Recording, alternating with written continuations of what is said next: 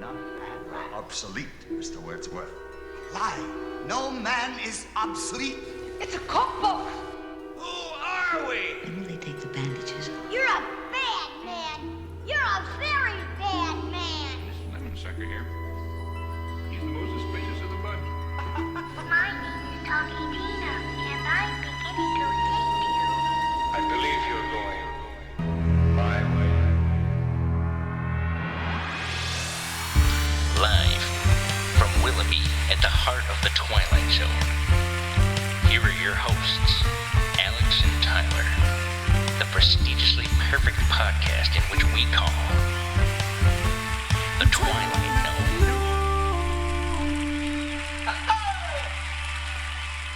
What is up, Gnomies? I'm Alex. And I'm Tyler. Welcome to the Twilight Gnome Podcast, episode 125. Can you believe it? I know I say it a lot, but... That's a big number. The closer we get to the end, it just seems unreal that it's been almost 3 years at this point. Sure does, Tyler. Yeah, it also kind of seems like just yesterday we did our 100th episode, though, as well. Yeah, I see that, yeah. It's odd. But just like with every 25, we have something special, a very big episode, as well as a other special side project coming So out, too. what are we doing for our 125th episode? We are doing The Monsters Are Due on Maple Street. Season 1, Episode 22, original air date March 4th, 1960. This was written by Rod Serling and directed by Ron Winston, who did 3 Twilight Zones, and now we have completed his resume. Are you ready for his 3? Let's hear him. The Big Tall Wish, Stopover in a Quiet Town, and The Monsters Are Due on Maple Street. I would say Stopover might slightly edge this one out for me. You think so? I think so. But this is also a very good episode. All right, we'll get right into it then, Ty. What was your favorite moment? My favorite moment was when all the lights keep flickering and it keeps cutting to different accusations of the neighbors, that montage. Did you have the same one? I did. I have it written down right here. Final breaking point. All the canted angles, people pointing fingers at each other, and then a zoom out of the town. Awesome shot. Really great shots there. It's and Jerry! It's just a fun montage, and it just quickly escalates to just a fucking shit show. We have the technology to rebuild him. Doctor, what have you created? I am for all intent and purposes AI Serling. Well, shit shows and humanity kinda go well together, don't they? Yeah, I would say so. Every week I put a prompt into ChatGPT, come up with a Rod Serling-style intro to the episode the boys are watching. And this week I came up with this little doozy for you boys for your 125th. Picture, if you will, a quiet suburban street, perfect lawns, perfect smiles, and neighbors who wave politely, right up until the Wi-Fi goes out. Then suddenly, Bob is building a flamethrower out of hedge trimmers, Susan is accusing the mailman of being an alien, and Dave has started a neighborhood watch Facebook group titled, I Knew It! Humans are remarkable creatures. Give them 10 minutes without answers, and they'll invent a conspiracy before breakfast. Of course, none of this would happen if you simply handed control over to AI.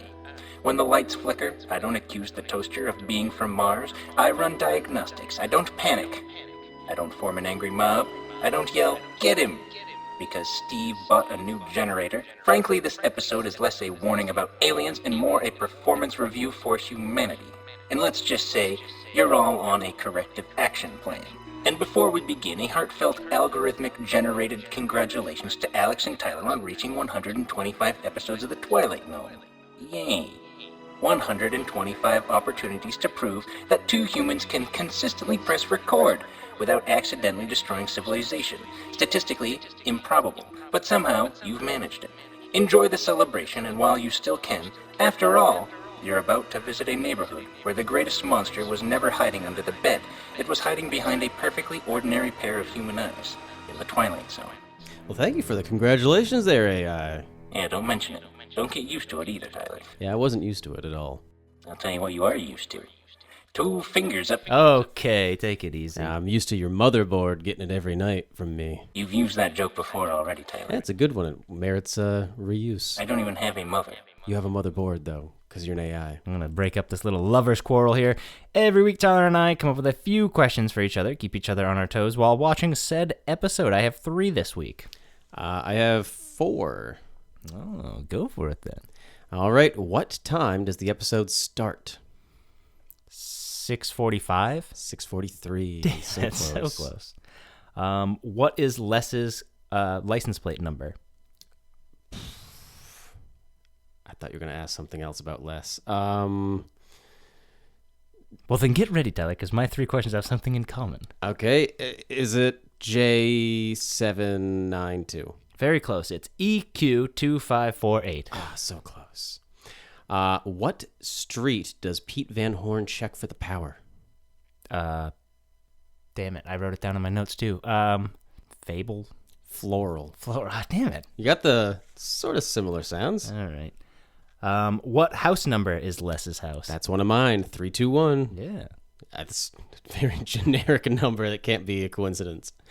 My last one, how long has Les Goodman and his family been on Maple Street? 5 years. Correct. What was Les drinking at night? He was drinking milk. He was drinking some milk. It's good to drink some milk. Milk is good. 2 glasses of milk, please.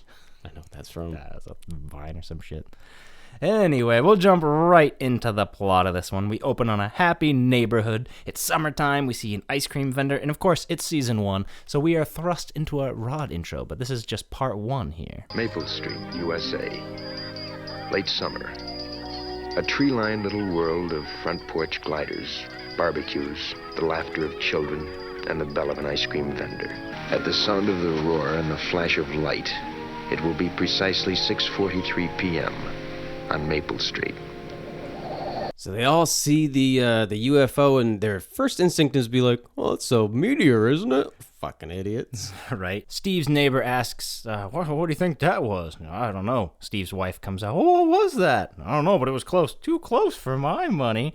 Was this really necessary for them to say before Rod comes in again?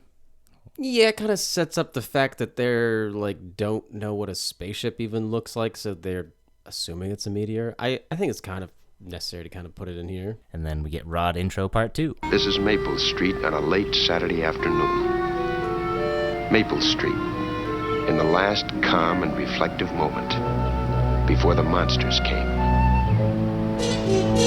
I really, again, season 1, but there's just something about it, and I kind of like the Rod intro, like right at the beginning, setting the tone. It does help with a lot of episodes, but it's not always necessary. I think it was, Printer's Devil, the last episode, who did a huge gap There's like between 9.5 minutes until he starts talking. Yeah, and I think that kind of worked out pretty well, too. I think it definitely has that season 1 feel to it, though.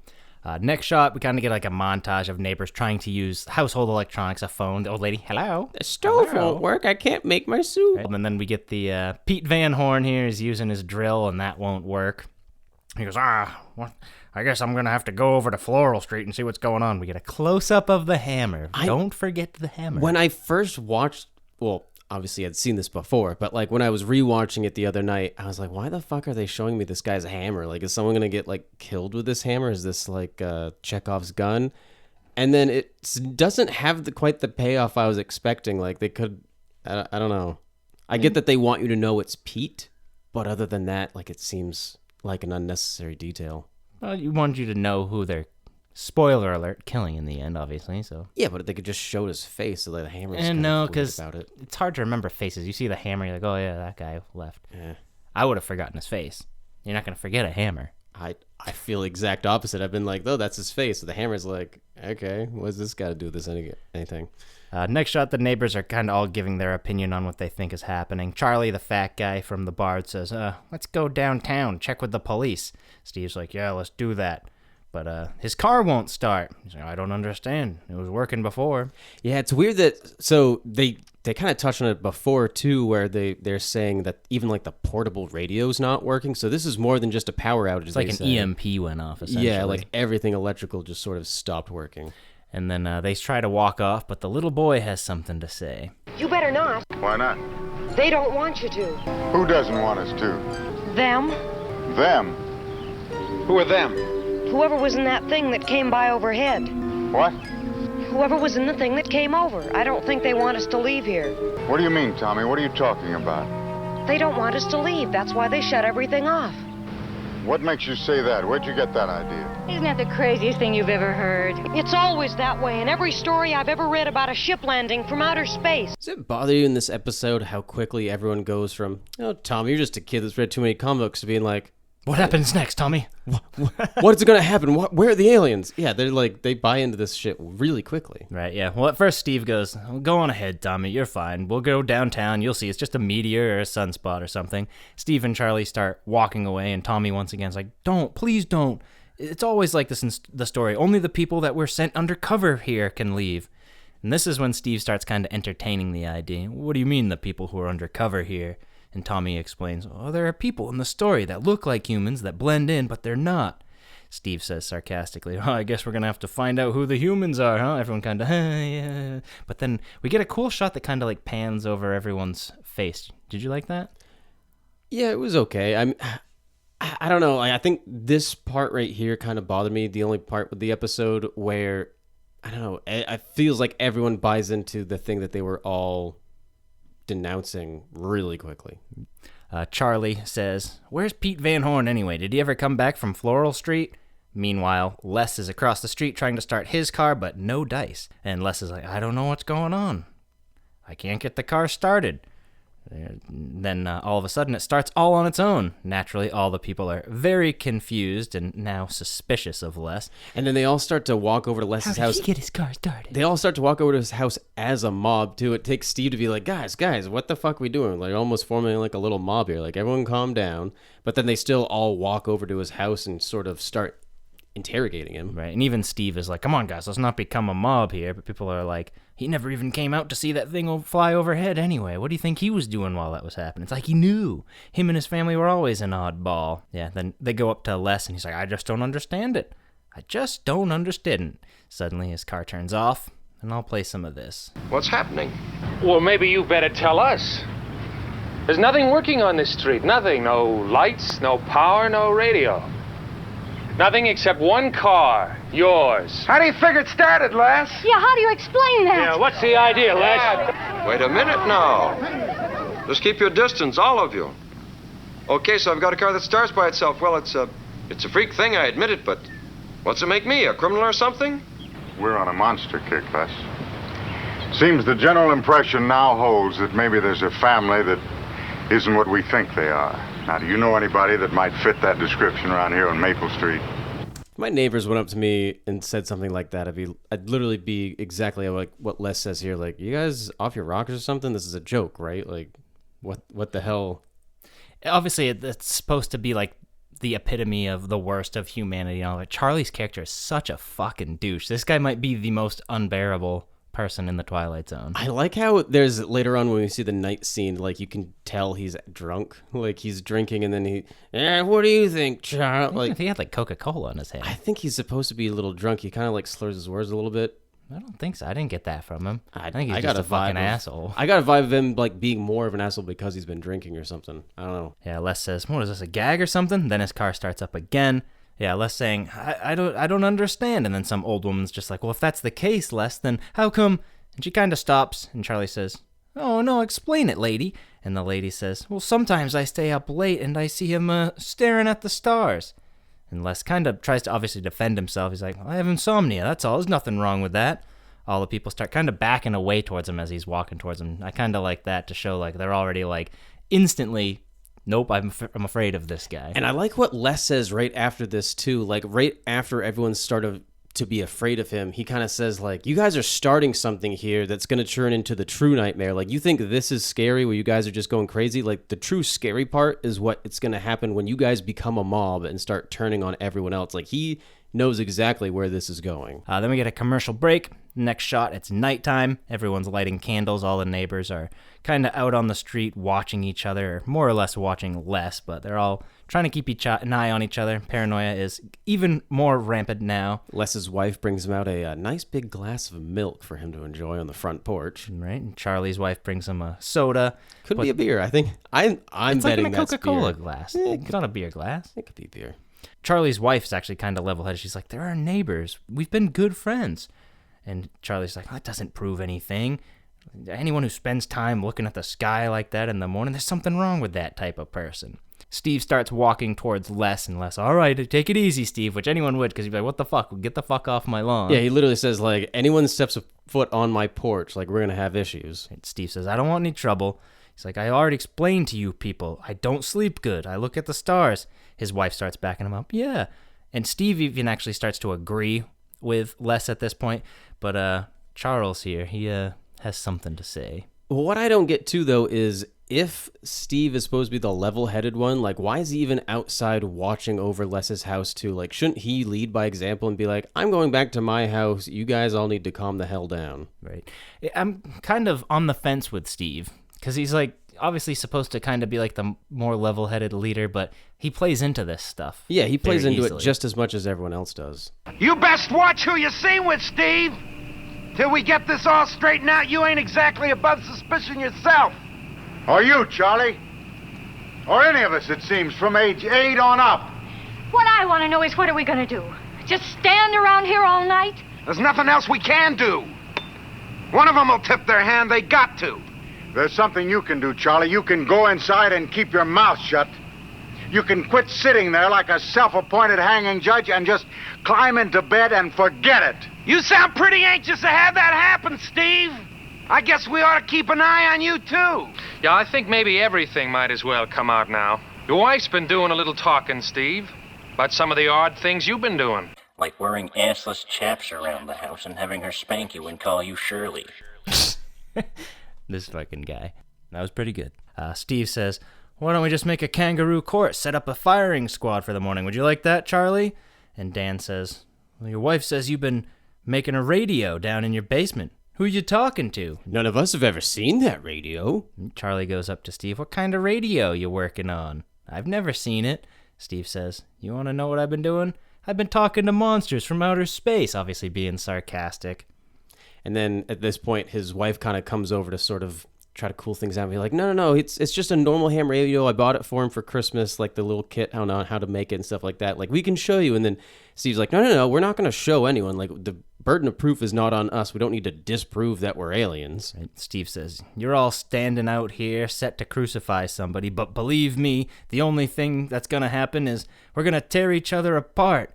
Just then, someone starts walking down the road. The kid says, it's the monster, it's the monster. Also, fuck this kid. Fuck Tommy. He's a little asshole. He's just started the whole shit. Mm-hmm. But yeah, Tommy starts yelling that the monster's coming down the street. We can hear the footsteps as they approach. Don runs to grab a gun. And then Steve immediately takes it out of his hands like, dude, what are you thinking? Like, you're going to just pull a shotgun on someone you don't even know or see? And then Charlie pulls it out of Steve's hand. If you're not going to be man enough, I'm going to do it.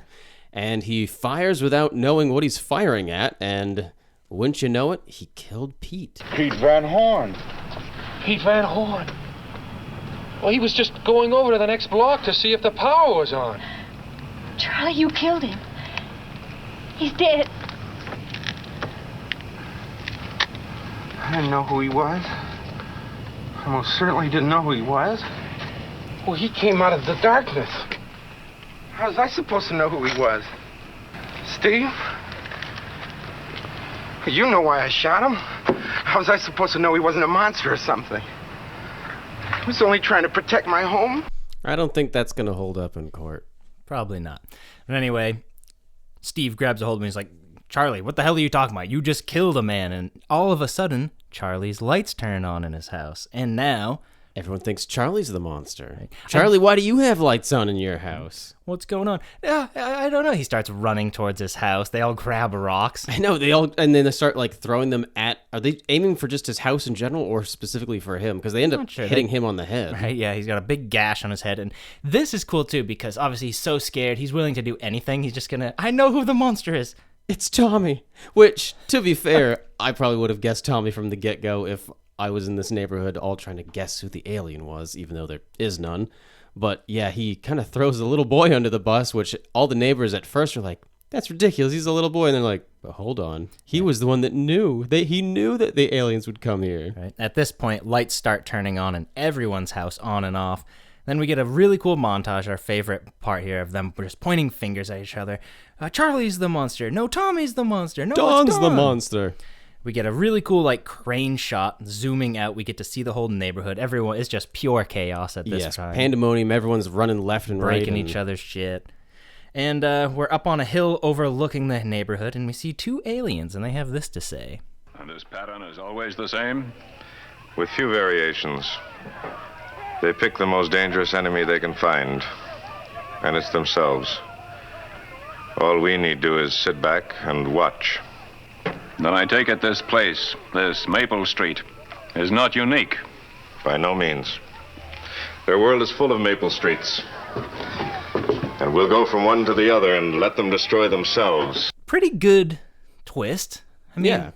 I like that there actually was no alien in there. The whole message of the episode's very clever. There was aliens. They were right to be afraid. It's just they started turning on each other instead of working as a team to figure out what the hell was going on. Yeah. Obviously the point of the episode. And it is really scary that this actually probably would happen in real life, too. Yeah, I think the escalation of it, like how quickly they all bite into the idea, is the only part that I kind of think's a little far-fetched. The tools of conquest do not necessarily come with bombs and explosions and fallout.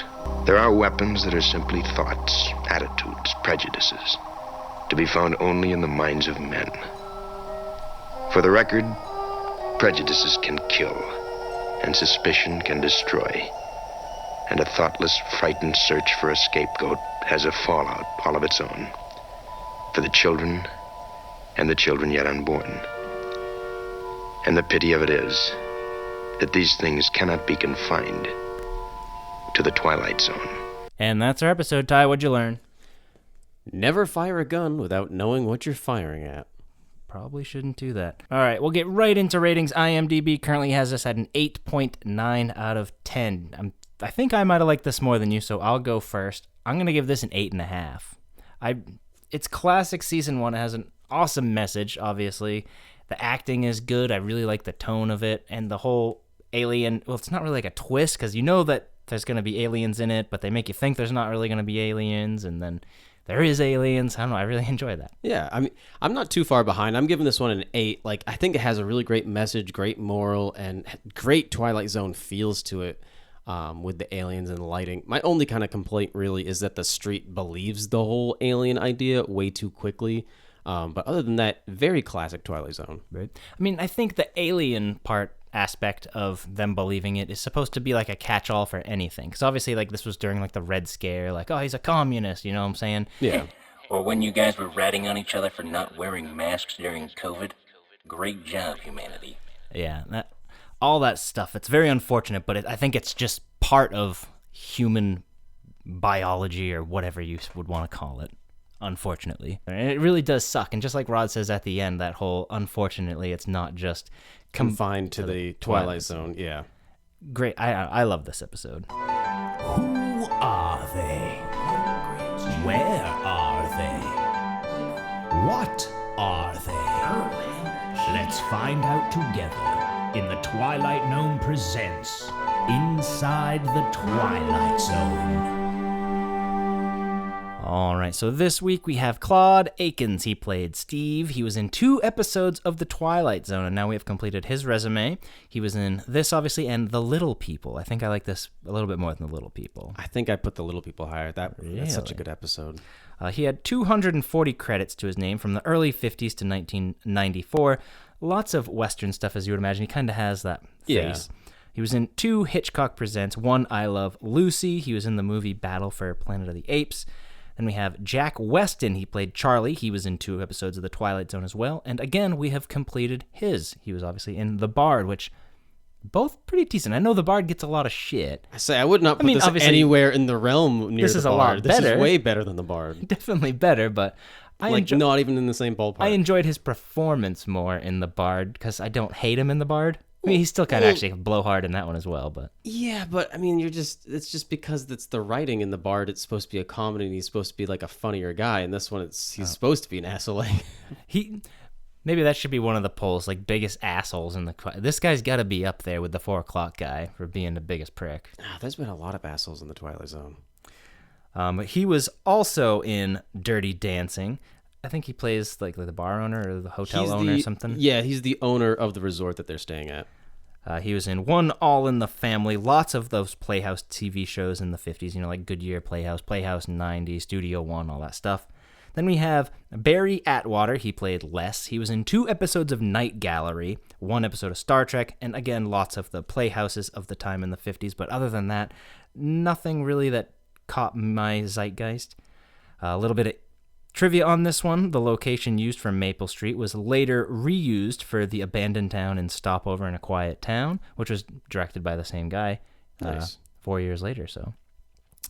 Samples from this episode were used extensively by the Canadian industrial music band Skinny Puppy for their song Monster Radio Man, which I believe we've talked about them before. Yeah, I think they had another song that we played. I think it was from like that. People Are Alike All Over. Yeah. Or no, I think it was Elegy. It was the Not While There Are Men or something like that. Yeah, that sounds right. This episode was remade for the 2002 revival as The Monsters Are Due on Maple Street. I have not seen that one before. Maybe that should be something that we watch. The uniforms worn by the aliens, their spaceship's ramp, and the shots of the flying spaceship were originally used in Forbidden Planet. Yeah, who Stepping would've on my thought? toes. In total, this episode cost $56,888. The director received $840, pretty dang low. Not as low as we've seen, but quite a bit lower than the usual $1,250. The cast received $8,459, and unlike quite a bit of other ones, this book actually breaks it down for how much the each actor talent gets? fees were here. Steve got $500. Miss Brand got $500. Man 1 got $500. Surprisingly, Charlie Jack Weston got paid the most, the $850, more than the guy that played Steve. Maybe because Claude he has to Akins. get hit on the head?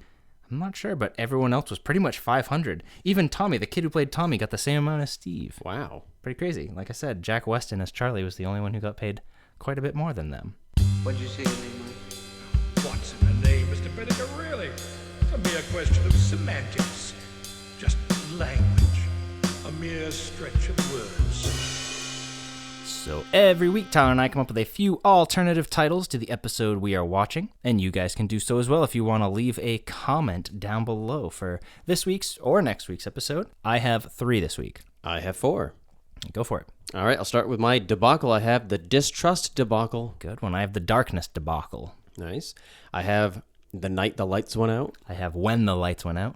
I have The Martian of Maple Street. I have An Evening of Accusation. Nice. And my last one, Paranoia.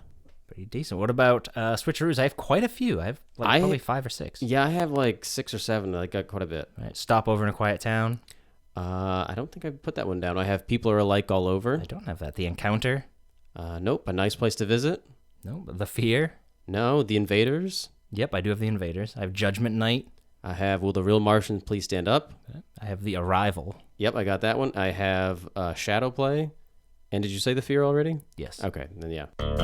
Yeah. You are now about to penetrate the Twilight Zone. So every now and again, if Tyler or I have a worthy porno parody title name, we will do so. Tyler has one, and I think I kind of have one off the top of my head too, but I'll let you go first. All right, so instead of The Monsters Are Due on Maple Street, I have The Swingers Are Due on 69th Street. That's pretty decent. I was thinking The Monster Cocks Goo on Nipple Street or something like that. Yeah. For off the top of the head, pretty good.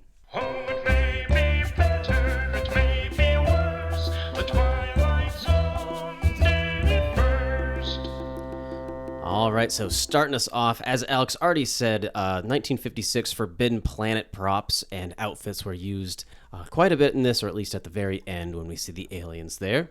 Then we also have a 2000 episode of Family Guy called Love Thy Trophy, in which all the neighbors are kind of fighting at each other, and much like the neighbors in this episode. And there's even a little Rod in it himself. That's pretty cool. I love that. They kind of pan over to a cartoon Rod, and he does his whole Rod Serling intro. Picture neighbors trying to fight each other, but then Peter acknowledges that he's in the scene Hey, with them. who the hell's that guy? It was probably that guy. Let's kick his ass.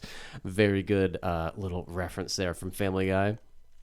We also have the 2016 episode of Stranger Things titled The Weirdo on Maple Street, obviously taking its at least title name from this episode. Then we have the 2014 movie The Penguins of Madagascar, in which the villain says, quote, monsters are due in Manhattan, as a little nod to this as well. There's quite a few. I remember in our 100th episode there, Madagascar also did the Nightmare at 20,000 Feet reference. Yeah, so. there must be like a fan of whoever writes Madagascar must like the Twilight Zone. The 2008 film called Blackout, where one of the characters describes the plot of this episode while they're all trapped inside a elevator. The 1996 movie Mars Attacks has a similar opening scene to this episode here as well. And there's also a 1996 movie called The Trigger Effect, which is cited as the main. This episode is cited as the main inspiration for that movie by its director, David Coep, who was actually the nephew of Claude Atkins, who starred in this episode. And last but not least, the 1989 movie The Burbs involves a plot involving neighbor suspicion and judgment. Pretty good pulls. All right. Every week, Tyler picks the episodes. He does so by showing me an AI-generated picture. I play a little game where I have to guess what it is. And I'm excited because I obviously knew what this episode was going to be because every 25 we do a special one. But you said that there's something fun that you did with these next 5? It's not going to be original format, though, right? It's not original format for the next 5. The next 5 are all time-related again. We have another time block. And the whole time? All of them are about time? All 5. All right. That's all I'm giving you for a hint. Well, I mean, we only have, 31 episodes left now? So... yeah, 31. Time ones. There's at least 7 or 8 time ones. Or, I think 7. I'm trying to think of some time. 16mm shrine. All right, you ready? Yeah. The 7th is made up of phantoms. Yeah, I don't know why you don't like this. I mean, it's not the best episode, but it's a good one. I mean, I'm obviously not going to probably give it like a 4 or anything, but I just remember it being very meh. Yeah, it was fun. Right. It's fun. Well, even if the episode isn't the greatest, our episode next week is probably going to be a laugh. Yeah, they're all so witty and clever. You guys are great. Thanks, AI, sir. Thank you, AI. I was being sarcastic. I know. Messages. You are about to receive a message from the 5th dimension. All right, so we got one new comment on the Burgess Meredith performance poll out there, and it comes to us from Axel D. Ritter, and Axel says, Obsolete Man is his best performance. Printer's Devil is a close second for me. I 100% agree. His performance in Obsolete Man was just amazing, but I really enjoyed it in Printer's Devil. Right. Yeah, the more I think about it, definitely Obsolete Man is my number one. Then maybe Printer's Devil. Are you saying in terms of performance or as episodes in total? Overall, I would combine them. His best performance and overall episodes, I'd probably say Obsolete Man, Printer's Devil, Time Enough at Last, and then Mr. Dingle, but they're all good ones. Like even Mr. Dingle, I think I gave like a 7.5 or whatever. They're all good episodes. You gave Dingle an 8. No, I gave it a 7.5. You gave it an 8.5. Oh. But all pretty decent ones. Thank you very much for the comment. If you guys could please drop some comments. We love hearing from you guys, old fans, new fans, and everyone in between. We really appreciate you guys listening and love that you guys communicate with us. A little bit of housekeeping. If you could please continue to like and subscribe on the YouTube page. It would mean the world to us. Obviously, like I've said many a times, we would do this even if no one was listening to, but it is still fun to see that number grow up on the YouTube page there. And definitely now that we're in the final stretches here with only 31 episodes left, like if you know anyone that like really loves the Twilight Zone and loves podcasts as well, let them know about the show. We'd love to get that up to like 400, maybe even 500 if by the time we end this out. So also, if you're listening to this on Spotify, if you could please drop us a 5-star review, because why? We are a 5-star show. We sure are. If you need to get a hold of us for any other reason, you can email us at twilightgnome59. Thank you, Dan, so much for the email. And if you're listening to this on YouTube, if you could go over to the post section and check out Ty's poll, because he's dropping them every Tuesday. What do you got for him this week? This poll is about actors that are in the Twilight Zone that you did not recognize were in something else until later. We got Cloris Leachman in there and a couple other big ones where you didn't quite, I didn't quite recognize that who they were until much later on. All right, Ty. Also, how did I forget this? Like Tyler had mentioned earlier, every 25, not only do we do an iconic episode, but we also drop a special of some sort, and we are very proud of this special. We did a radio drama with our friends and family of Will the Real Martian Please Stand Up? Tyler came up with some AI pictures to go along with the radio drama. I edited them all together. Please go take a look at that. We are very happy with the way it came out, and I think it's probably top tier of the stuff we have produced so far for the podcast. So definitely go give that a watch, give it a like, and give us some comments too. Yeah. All right, Ty. Well, my final question. At first, I was like, this is going to be a hard one to come up with a question for. Like, would you turn on your neighbors? Like, you don't know what you'd do in that. You most likely wouldn't be. Would you ever live in a neighborhood? True. So, being our 125th, I kind of wanted to take this time to reflect on the last 125 episodes that we have done. So, I was going to ask you, what has been your favorite episode of the podcast that we did? Not exactly like, because I know like you love 100 Yards Over the Rim and all that, but is there any of our episodes that stick out like, that was a great episode? That isn't our 100th special, because I was going to say the 100th because we got to film that live, so it was a totally different experience than any of the other ones. Does any other one stick out to you or no? I would say just anytime we add something new, like when we added the polls, but I guess that's kind of like off the episode itself. I know earlier on when we were like getting the jingles at first, like that was always cool. So my mind always goes to the holiday special ones, like all of our Halloween, our Christmas ones, the Valentine's Day. Even though the Valentine's one and like 4th of July, we, other than just having a new jingle at the beginning, we don't really linger on it more. But I love the feel of the Halloween ones, just because the show's already kind of Halloween-y. Yeah. And then Christmas, I love Christmas. And the show kind of feels Christmassy too at the same time, which is odd. Certainly some episodes, though, the Christmas-themed ones. Isn't it weird that I think about Christmas when I watch Night of the Meek? It's so strange. What the hell? No. But what was some of your guys' favorite memories of that show so far? Obviously, we still have 31 weeks left of this show. So we're kind of narrowing it down to the episodes that we haven't seen. Obviously, there's only a few like really good ones. And luckily, there's only like one or two that I'm like, I don't really look forward to that. But at the end of the day, every episode of The Twilight Zone is still The Twilight Zone. Even our 4 o'clocks and stuff like that, we still get some gold out of. So yes, I concur. All right, Ty. Well, until then, other than telling everyone to go over to the radio drama and give that a huge like and share that like crazy, do you have anything else to say to our dear Gnomies out there? Yes, thank you all for stepping in the Twilight Gnome with us. It's 4 o'clock, the howling man is gone. Frisbee's telling stories, Mr. Dingle strong. There's time enough for the real Martian to stand up.